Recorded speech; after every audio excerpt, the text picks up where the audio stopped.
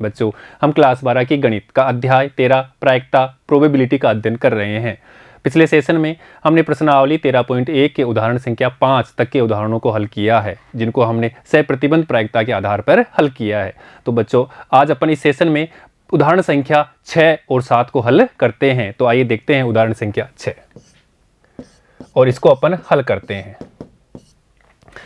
एक पासे को 2 बार उछाला गया है और प्रकट हुई संख्याओं का योग 6 पाया गया। संख्या 4 के न्यूनतम एक बार प्रकट होने की सहप्रतिबंध प्रायिकता हमें ज्ञात करनी है, कंडीशनल प्रोबेबिलिटी।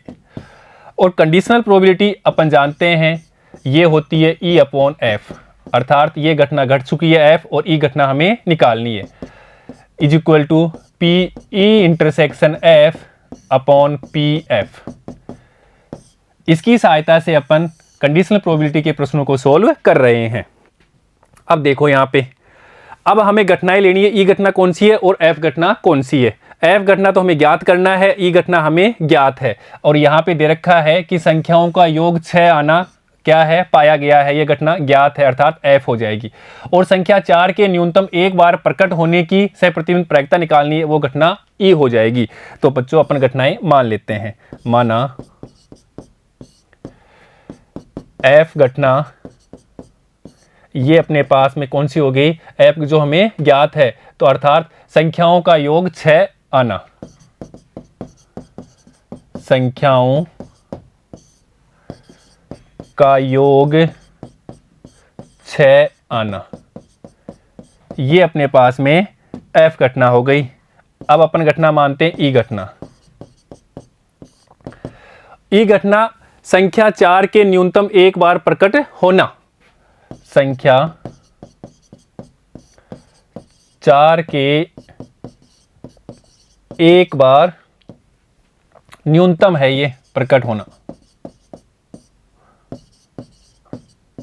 अर्थात उससे ज्यादा हो सकती है पर कम से कम इतना तो होगा। तो इसकी हमें प्रायिकता निकालनी है और ये घटना हमें दी हुई है। अब बच्चों, इनके सैंपल स्पेस निकाल लेते हैं। तो देखिए, पहले तो अपन बात करते हैं कुल घटना की।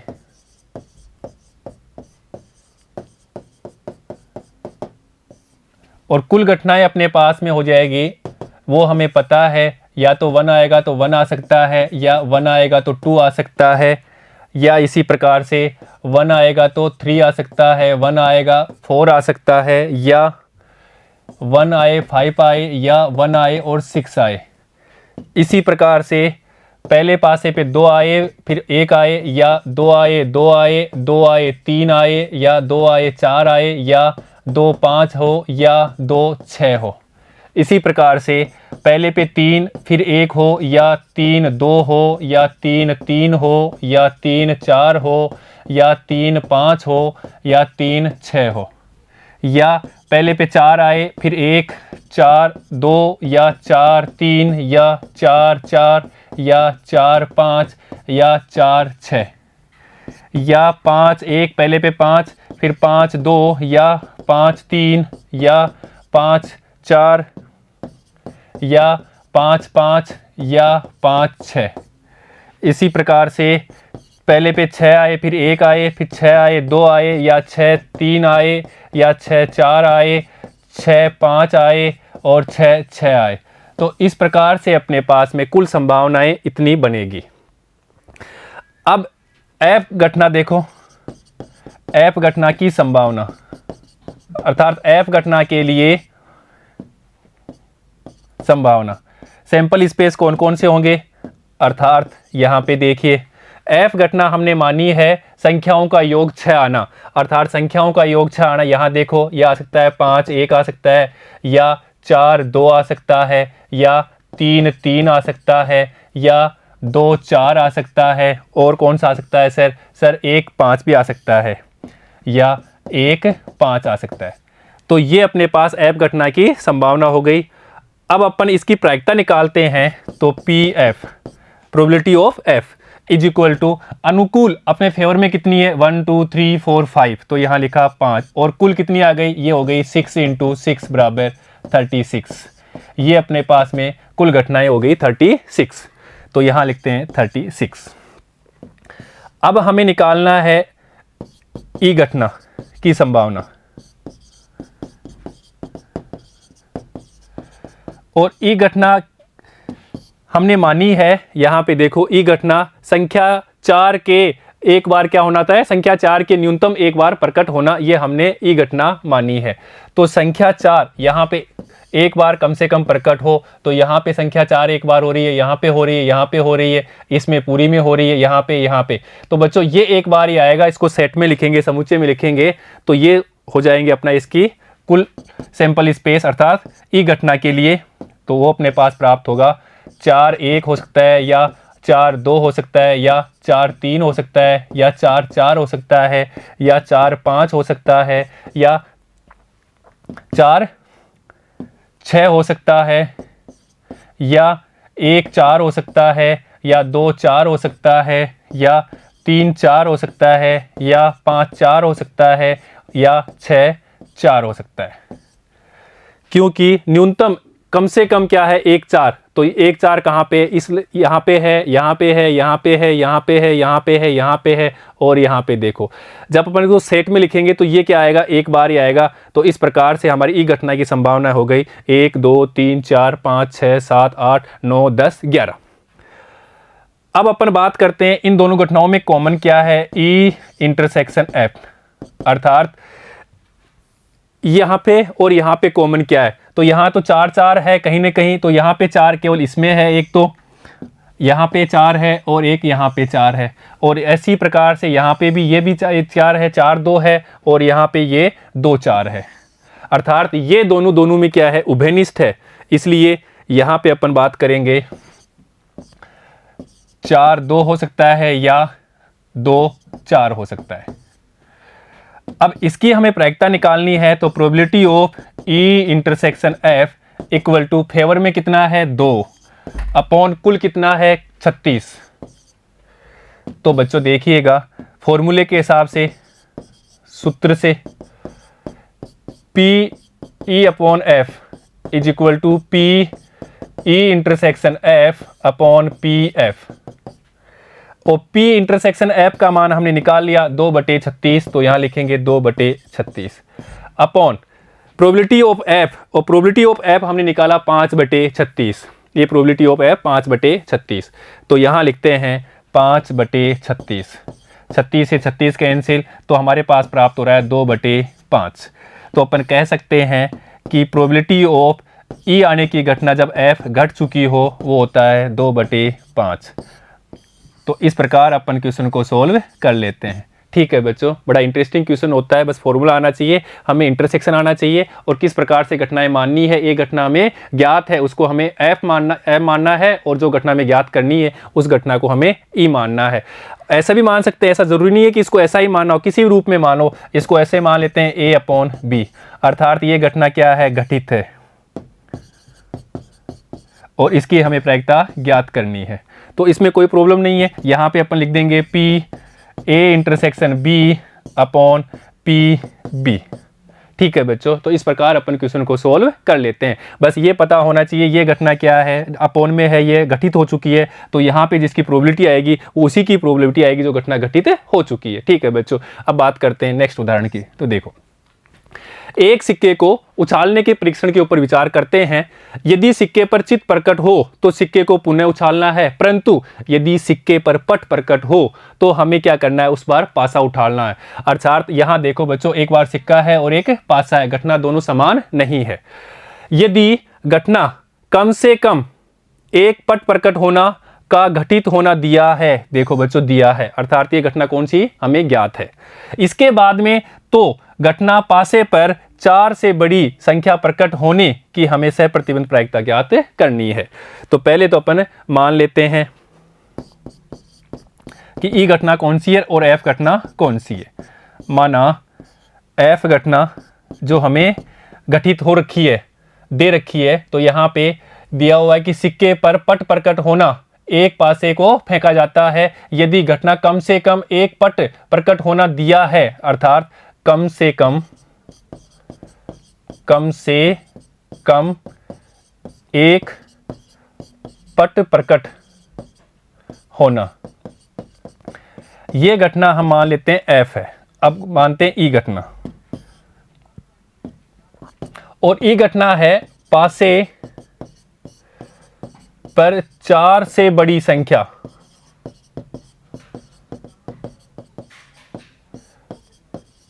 प्रकट होना। ये कौन सी घटना है? ई घटना है, और ये हमें ज्ञात करनी है। ये घटना घट चुकी है, उसके बाद में इस घटना की प्रायिकता हमें ज्ञात करनी है। अब देखो इसको गौर से, यहां पे है सिक्का, और सिक्के के हमारे पास दो पहलू होते हैं, या तो हेड होगा या टेल होगा, और सिक्के को उछालते हैं या तो हेड आएगा या टेल आएगा। कुल संभावनाएं 2 हैं, और हेड आने की 1/2 और टेल आने की भी 1/2, क्योंकि फेवर में क्या है यहाँ पे, अगर हेड की बात करें तो 1 तो 1/2, टेल की बात करें तो 1 तो 1/2। तो या तो यहाँ पे हेड आ सकता है या टेल आ सकता है। इसको बोलते हैं चित्त और इसको बोलते हैं पट। आगे कह रहा है यदि चित्त आता है तो अगेन हमें सिक्का ही उछालना है। तो ये चित्त आया मान लो, तो सिक्का उछाला फिर चित्त आ सकता है। यहाँ पे चित्त आया और फिर हमने सिक्का उछाला, अब की बार टेल आ सकता है। तो अगर सिक्के पे हेड आता है तो वापस हमें सिक्का ही उछालना है, तो क्या आ सकता है? हेड ही आ गया। दोबारा भी क्या आ सकता है? टेल आ गया। तो यही संभावना बनेगी। और कह रहा है अगर टेल आता है तो हमें क्या उछालना है? पासा उछालना है। तो पासे पे अंक कितने होते हैं? 1 से 6 तक। तो या तो हो सकता है टेल आया फिर हमने पासा उछाला तो 1 आ सकता है, या टेल आया फिर पासा उछाला तो 2 आ सकता है, टेल आया पासा उछाला 3 आ सकता है, या टेल आया पासा उछाला 4 आ सकता है, या टेल आया पासा उछाला 5 आ सकता है, टेल आया पासा उछाला 6 आ सकता है।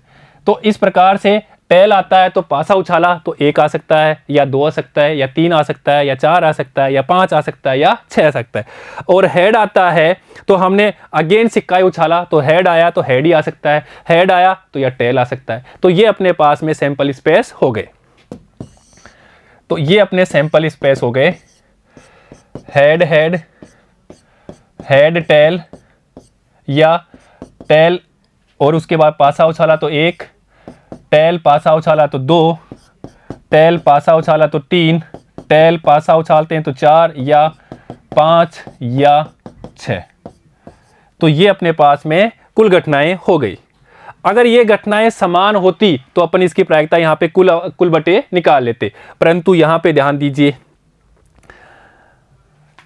इसकी प्रायिकता 1/2।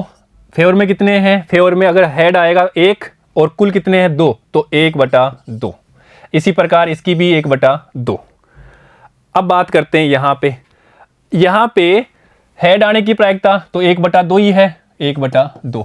और फिर हेड आ गया तो और के लिए गुणा तो 1/4, या हेड आ गया तो 1/2 और इसकी भी 1/2 तो ये भी 1/4। अब यहां बात करते हैं, देखो टेल आने की 1/2 और क्या आ रहा है दोबारा? 1 किस पे? पासे पे, अर्थात पासे पे फेवर में कितना? 1 और कुल 6, तो अपन लिखेंगे 1/6। तो ये होगी 1/12। यहाँ पे भी 1/12, इसी प्रकार ये भी 1/12। क्यों? 1/2 और 1/6। इसी प्रकार यहाँ पे भी 1/12, 1/12 और यहाँ पे भी 1/12। अब अपन बात करते हैं, देखिएगा यहाँ से, अर्थात f कम से कम 1 पट पटकर होना। तो अपन इसकी संभावना निकालते हैं f के।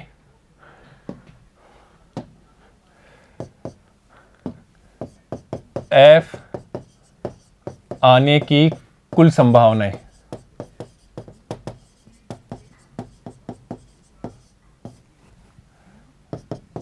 तो देखिए यहां हमें दे रखा है कम से कम 1 पट आए, अर्थात कम से कम 1 पट तो आए तो 1 पट कहां पर है? कम से कम, या उससे ज्यादा भी हो सकता है। तो कम से कम 1 पट तो किस किस में आ रहा है? इसमें आ रहा है, इसमें आ रहा है, इसमें आ रहा है, इसमें आ रहा है, इसमें आ रहा है।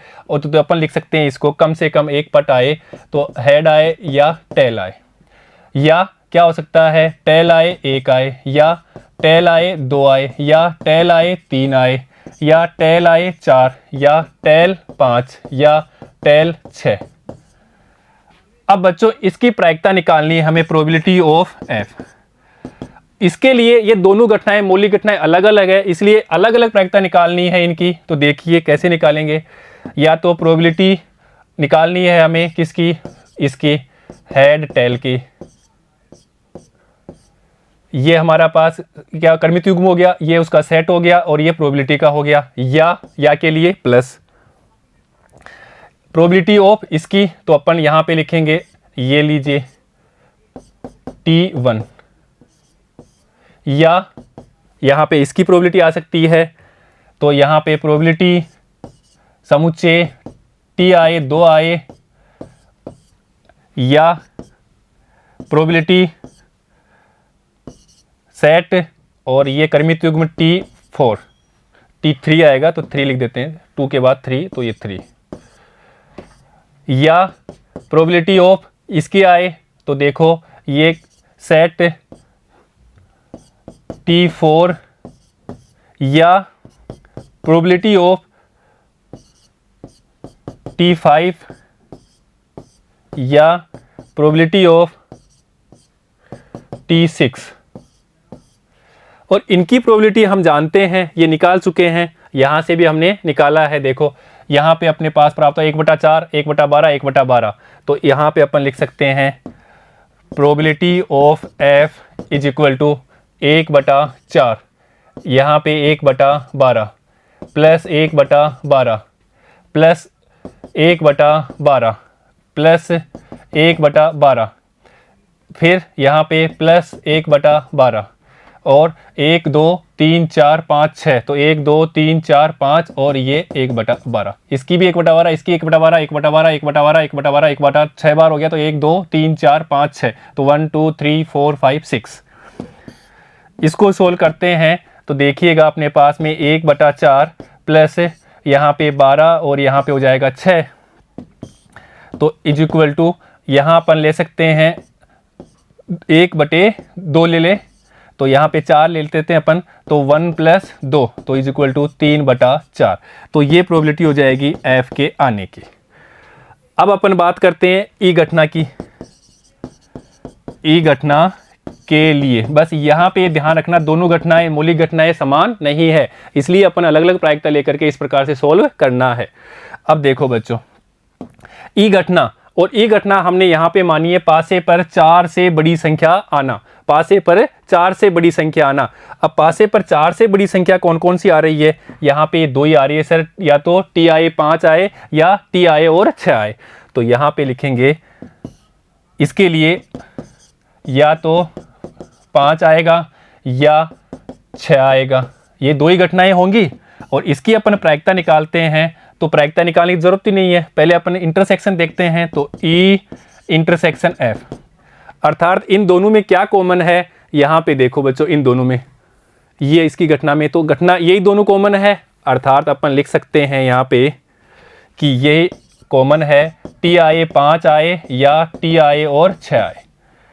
और अपन यहाँ पे इसकी प्रायिकता निकालेंगे, तो probability of E intersection F, इसके लिए प्रोबेबिलिटी TI और TI 5 आए या के लिए प्लस प्रोबेबिलिटी ऑफ TI और 6 आए। और इसकी प्रायिकता कितनी होती है, इसकी प्रायिकता हमने निकाली 1/12, इसकी प्रायिकता 1/12 है, इसी प्रकार इसकी भी प्रायिकता 1/12 क्यों है, T आने की क्या होगी 1/2 और 5 आने की 1/6, तो क्या होगी 1/12। अब देखो इज इक्वल टू, इसको अपन लिख सकते हैं 2/12। अब सूत्र से, प्रायिकता का सूत्र है सहप्रतिबंध प्रायिकता,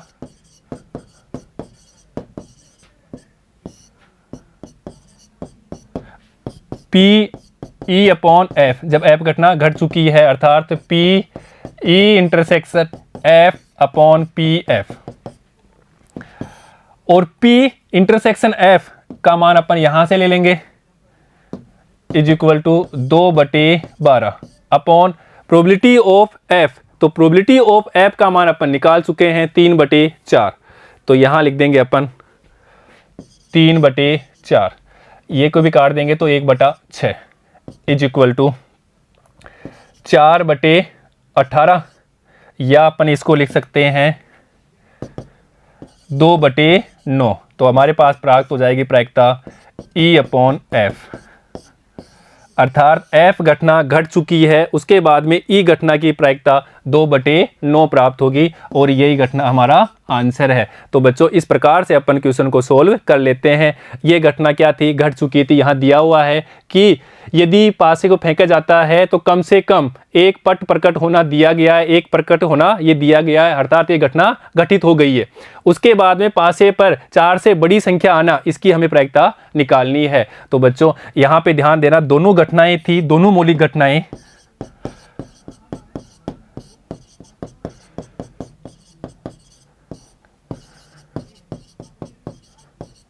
समान नहीं थी, ये ध्यान रखना। इसलिए हमने यहाँ पे इनके अलग अलग प्रायिकता निकाली है। इस प्रकार हम इस क्वेश्चन को सोल्व कर लेते हैं। ठीक है बच्चों। तो बच्चों आज हमने इस सेशन में प्रश्नावली 13.1 के उदाहरण संख्या 6 और 7 को हल किया है। बच्चों नेक्स्ट सेशन में हम प्रश्नावली 13.1 के प्रश्नों को हल करेंगे। ठीक है बच्चों, धन्यवाद।